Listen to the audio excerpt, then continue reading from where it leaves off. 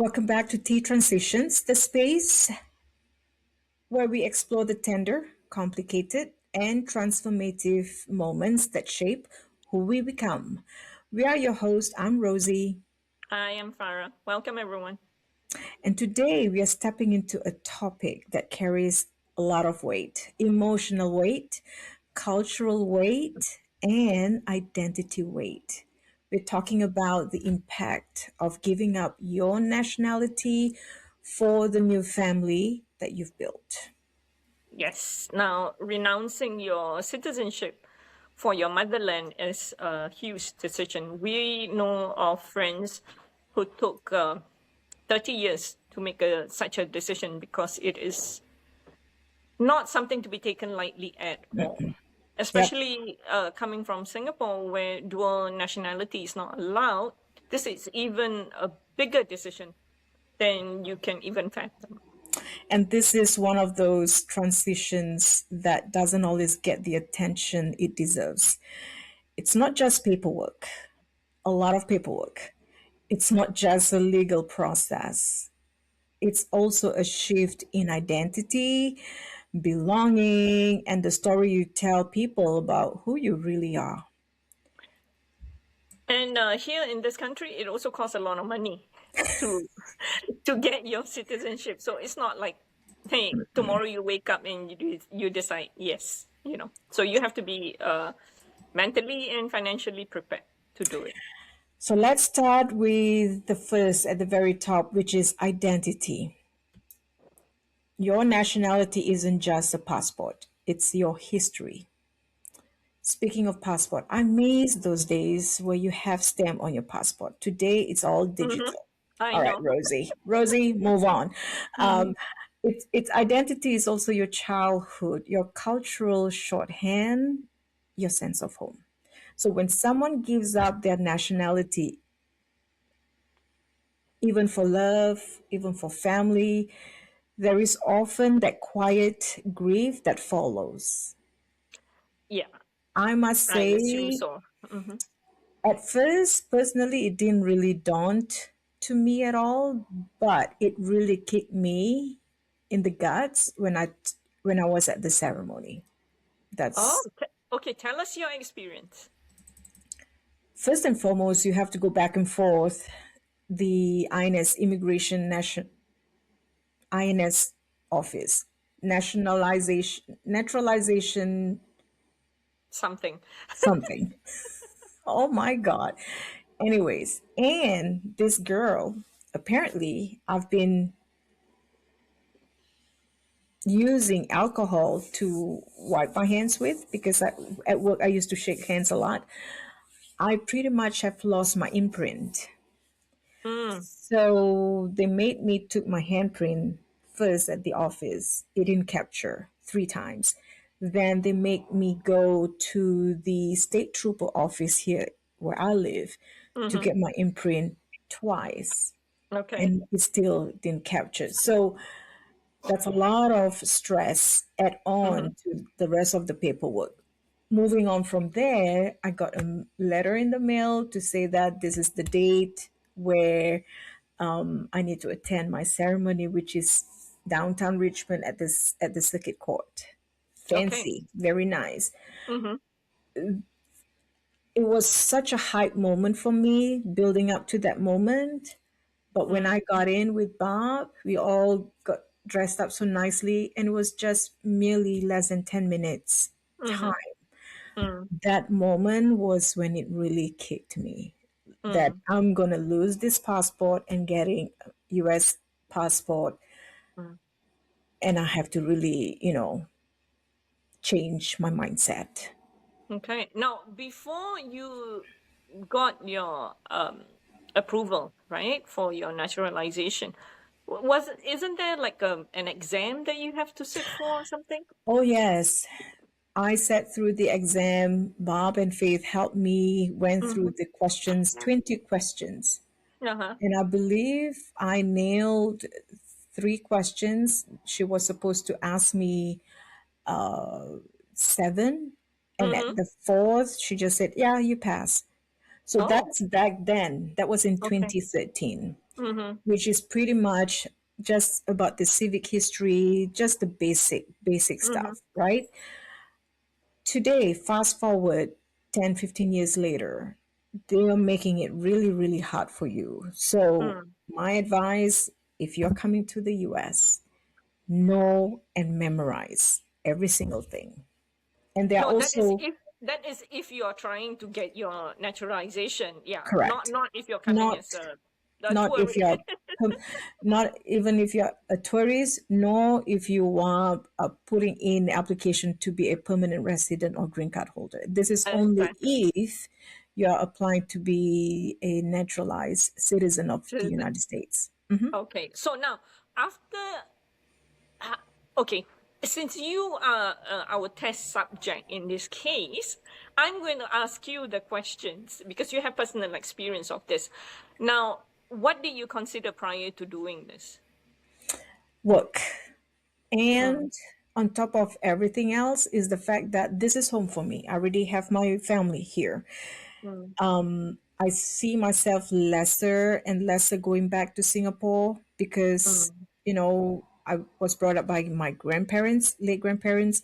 So I feel like I'm distancing myself from my roots there, mm. geographically, not Okay. necessarily emotionally, right? Mm, Location wise, this is home base for me. This is home. This is where I work. I also have friends, mm-hmm, community work, you name it. mm, Back then, we tried to go back to Singapore every 2 years, and I have my siblings that come here, and slowly that taper off a little bit because mm-hmm. everybody grew, everybody just do their own thing. I don't feel connected at all, and I Yeah. blame it also on the fact that I use technology now more often than not to Mm-hmm, just send message, say hi. Even my mom, she's connected with me in social media, so technically mm, she kind of see my activities too.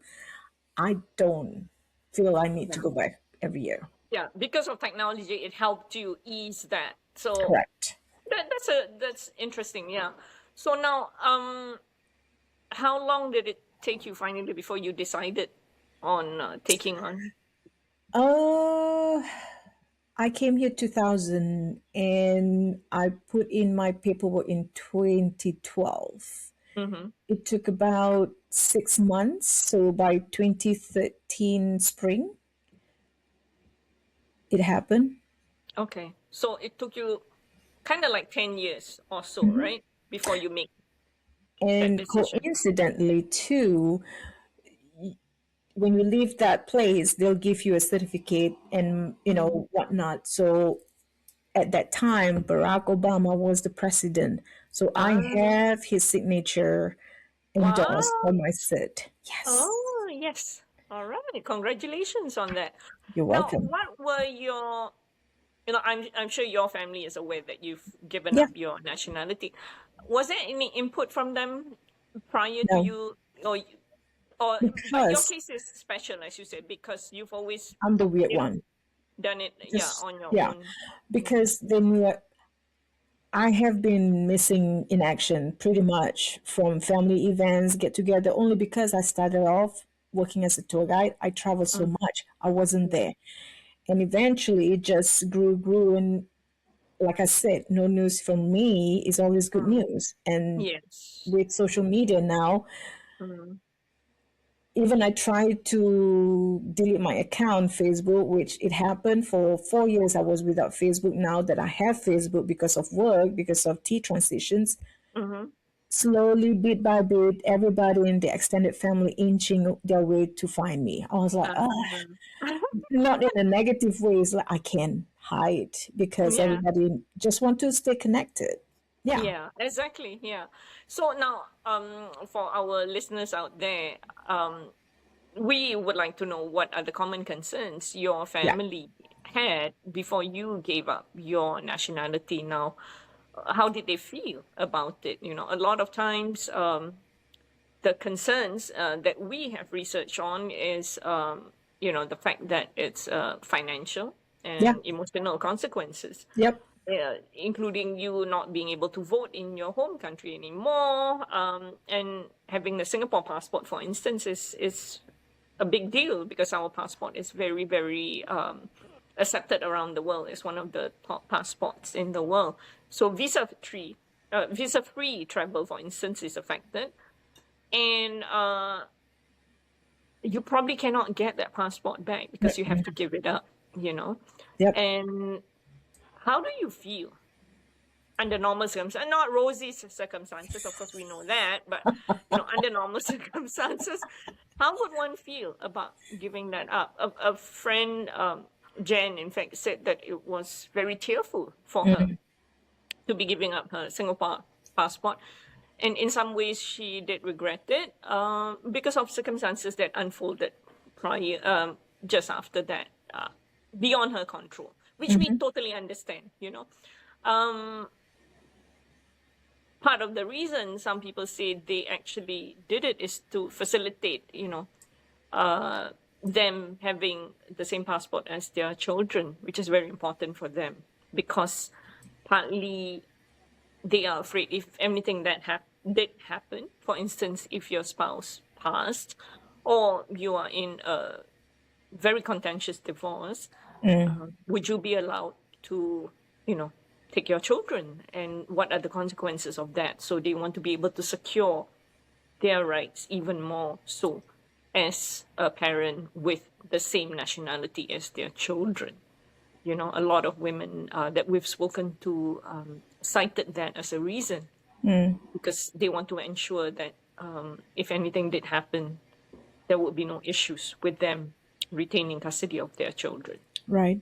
Yeah. On the same token, too, I want to make sure that we emphasize and reiterate again, before someone gives up their nationality, there's usually a very long internal conversations that sometimes it take months, it take years, right?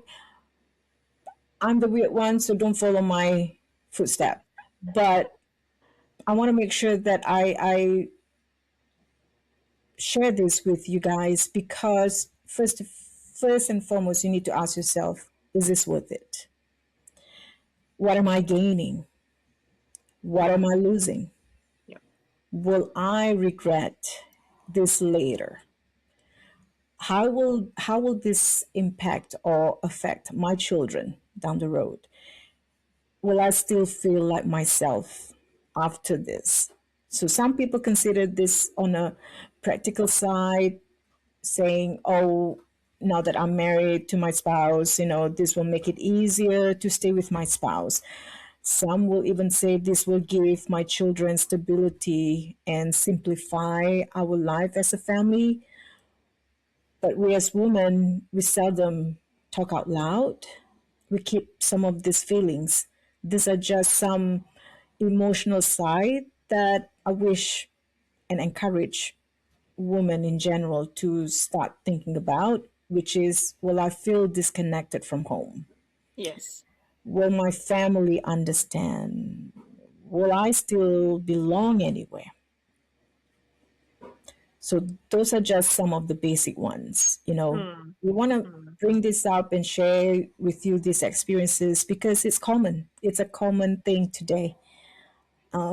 Expect the unexpected mm. and use the resources around you to do your homework, because at least when you do that, you feel at ease, you feel more confident going forward. Take that leap of faith. Otherwise, regretting it later on, there's a lot of consequences. Yeah, and these are very serious things to consider simply because, like Singapore, for instance, you're not likely to get that passport back. And if things do not work out, do you then stay in your country, your new country, with your new nationality, or do you return back? Now, Let me insert what you just mm, said. So Singapore is today the number one strongest passport. I yes, checked mm-hmm, with whatever is going on. I checked what will it take for me to gain back my mm-hmm, home, my feeling belong back at home. mm, So if you let go of your passport, Singapore passport, many will know, you have gained that central provident fund. It's those kind of funds they deduct from your salary, and then your employer match Mm-hmm. 3 or 5%, whatever that is.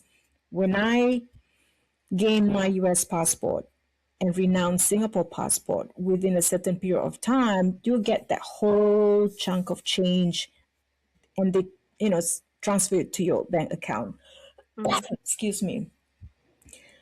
So part of that too is that the Singapore government is telling me if I want to go back, I will Mm-hmm. not automatically be a Singapore citizen. Citizen. Mm. I will then be downgraded to permanent resident, Mm-hmm. still able to live there. However, I will have to pay back whatever amount that Mm-hmm. I've taken out from my entire account. Yes, but that doesn't mean you get your citizenship back. No, Exactly. only Mm-hmm. as a permanent resident, which means to Yes. say you can stay there for a while and then just renew your paperwork Mm-hmm. gradually, or whatever that is, every what, 10 years or something like that. And that is subjective as well. Yeah.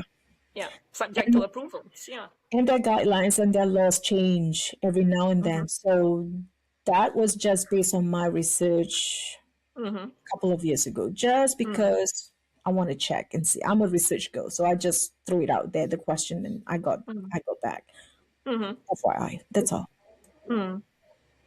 Now, um, having given it up your passport, it's I know you don't feel cut off from your family and all that because yours is a situation which is very different. What do you gain with the US passport? Rights to vote, pretty much rights to vote, and inheritance. For example, I'm married Mm, to Bob. If anything should happen to him, mm, whatever that's under his name will come to me. However, if you are only a permanent resident, a green card holder, mm, the law here, the US law, is any inheritance will go straight to the next of kin. In this case, if I'm a green card holder, it will not come mm. to me. It will go No, straight to unless Faith. you will it. If you put a will, now Yeah, let's be honest. How many Asian people talk about will today? Even yeah, till because today, even back like at if home. your next of kin is your spouse Correct. and that everything is written down, you are safe and sound. So Correct. yeah, So but I part of understand there this are whole entire, inheritance taxes that affects it. yep. There's different taxes for citizen So and green card holders, we're right? not a financial advisor, but based on Mm, experience, is that I would highly encourage, if the situation like mine is similar to yours, close to kinda, mm, get your will done, get get an attorney to look at some of the stuff that you guys have, put mm, in your will, have power of attorney, your estate, so on and so forth, because mm, there's a lot involved, even probate, you name it. So mhm, mhm. it's just my advice, look into it, because eventually, you know, things happen. You just Yeah, want to make sure that you cover yourself. Life insurance is different. Life insurance is only technically they look at, oh, it's a chunk of money to help pay for your funeral, mm, bills, and house. That's it. But go seek financial advisor. mm. We're not one of them.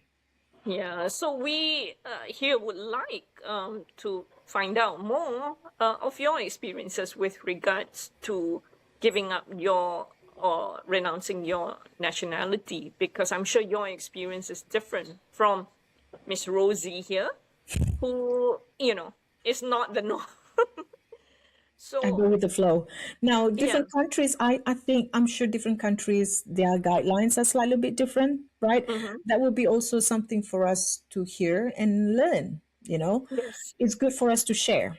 Mm-hmm. Mm-hmm. For our new listeners, that could be a resource for them to look Mm-hmm. out and make sure that they are fully understood, fully prepared before they take that step. Yes, indeed. And Yep. that is exactly what our space is for, Yep. is to share and to find out from other people's experiences what it entails, Yep. for you to have all these different transition issues and experiences. We would really like to hear from you, or you can just send us a voice note and we'd be happy to relate that on your behalf, whatever that is suitable and that is comfortable for you.